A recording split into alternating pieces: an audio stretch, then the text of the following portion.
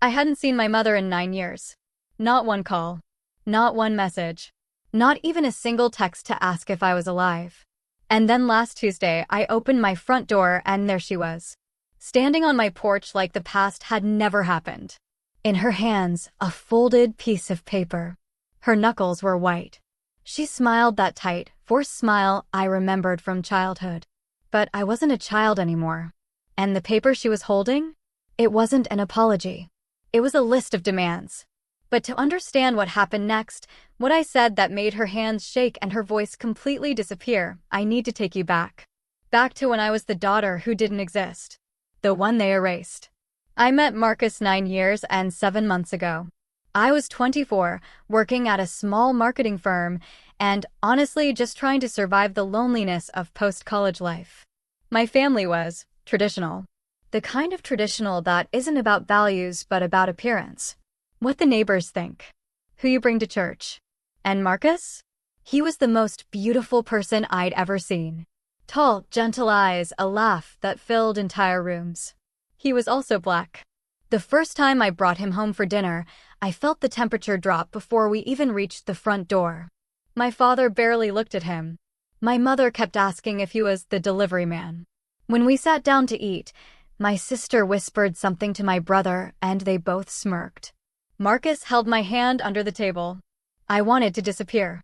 After he left, my mother cornered me in the kitchen. "He doesn't belong with us," she said. Just like that. No emotion. Like she was reading a grocery list. I laughed, thinking it was a joke. It wasn't. My father came in and stood behind her, arms crossed. "You will end this," he said. "Or you are no longer part of this family." I remember the exact sound of the clock ticking. I remember thinking this can't be real. But it was. They gave me a week. A week to choose between the man I loved and the family who was supposed to love me unconditionally. When I told Marcus, he cried. Not for himself, for me. He said he'd understand if I needed to walk away. That's when I knew. I wasn't walking anywhere without him. We got married 3 months later. In a tiny courthouse with his best friend as witness. No flowers from my mother. No proud tears from my father. Just silence. Total, suffocating silence. What I didn't see coming was how deep that silence would go. My number was blocked. Letters returned unopened. When I tried to visit, my key didn't work. They'd changed the locks. I stood on that porch for an hour, knocking, until a neighbor came out and told me to leave. I was 25 years old, and I had just been erased by the people who raised me. The first year was the hardest. I'd reach for my phone to call my mom about a new recipe, a bad day, anything, and then remember. She wasn't there. At our wedding, Marcus's family embraced me like I'd always been theirs, but I'd cry in the bathroom, wondering what was so wrong with me that my own blood could throw me away. Marcus held me through every single breakdown. He never once made me feel guilty. He just worked harder. He'd say, "We'll build something so beautiful they'll have to see us." I thought he was being poetic. Turns out, he was being prophetic. Marcus had always been brilliant with computers. He started a software company out of our 1-bedroom apartment, then moved to a rented garage when we needed more space. I worked double shifts at a diner to help pay for servers and licensing. We lived on pasta and hope. Some nights I'd come home at 2 a.m., feet aching, and he'd still be coding, eyes bloodshot, insisting he was about to figure it out. And he did. Bit by bit, contract by contract, his platform started gaining traction. A big client signed. Then another. We moved to a real office. I quit the diner and handled operations. It was us against the world, and we were finally winning. But the real turning point came 4 months ago. His company had been preparing to go public. We'd been through the whole exhausting process, lawyers, investors, endless meetings. I barely slept. The morning of the IPO, I sat in our living room, chewing my nails to nothing, watching financial channels. Marcus held my hand so tight I thought it might break. And then the numbers started climbing. When the market closed, our net worth was $44 million. $44 million. I couldn't breathe. Marcus just looked at me and whispered, "We made it." I cried for an hour. Here's the part that still gets me. After almost a decade of silence, news travels fast. Almost immediately, old acquaintances from high school started finding my social media. Distant cousins sent friend requests. Everyone wanted to reconnect. I ignored them all. But then, last Tuesday, the doorbell rang. I wasn't expecting anyone. I checked the security camera and my blood turned to ice. It was my mother. Older, yes. More lines around her eyes. But unmistakably her. She was holding a manila envelope and a piece of paper. She looked nervous, shifting her weight from foot to foot.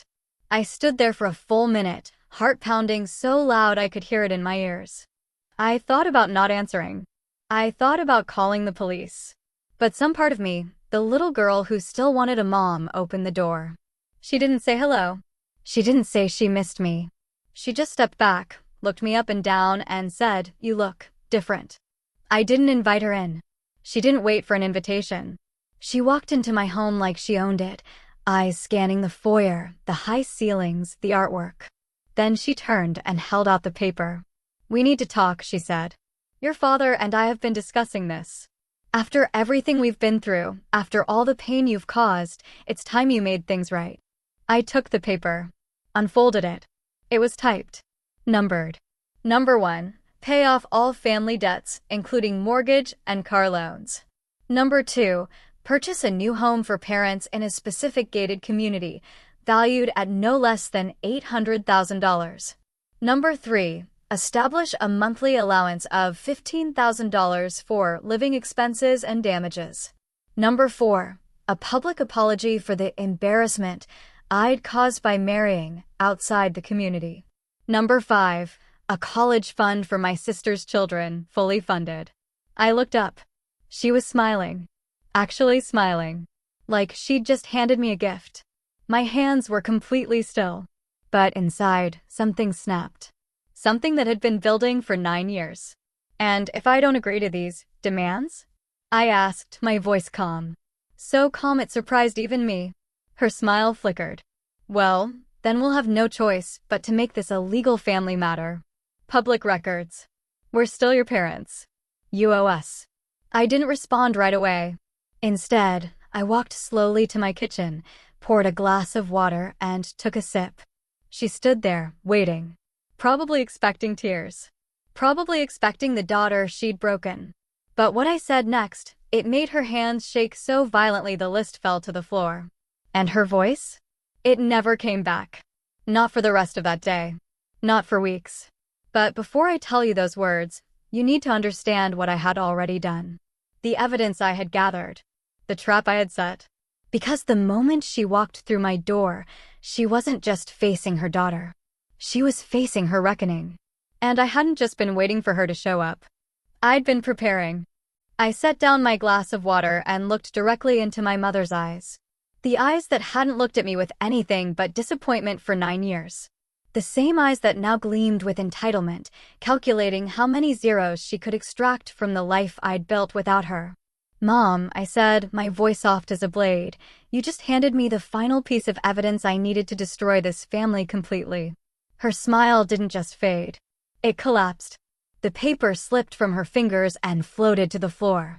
She blinked rapidly, as if my words were a language she couldn't translate. What are you talking about?" Her voice came out thin, fragile, almost like the mother I remembered from before everything shattered. I didn't answer right away. I bent down, picked up the list, and smoothed it on the counter. Then I opened the drawer next to the sink. Inside was a thick folder I'd been building for 2 years. I pulled it out and placed it between us. "You assumed I spent these 9 years crying," I said. "Waiting. Hoping one day you'd love me enough to call." And for a while I did. But then I realized something. You didn't cut me off because I hurt you. You cut me off because I stopped being controllable. You couldn't stand that I was happy, that I was successful, that I was free. And I knew. I knew if we ever succeeded publicly, you'd come back.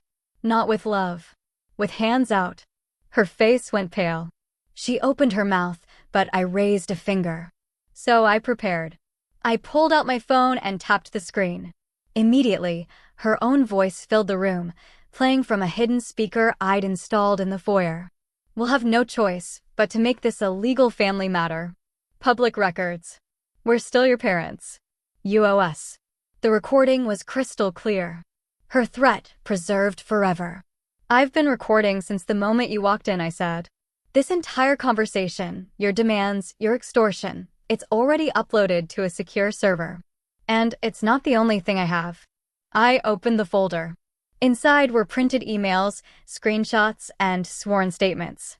9 years of silence, yes, but also 9 years of my extended family's quiet bigotry, documented in texts they'd sent to my cousins, my aunt, and their church friends.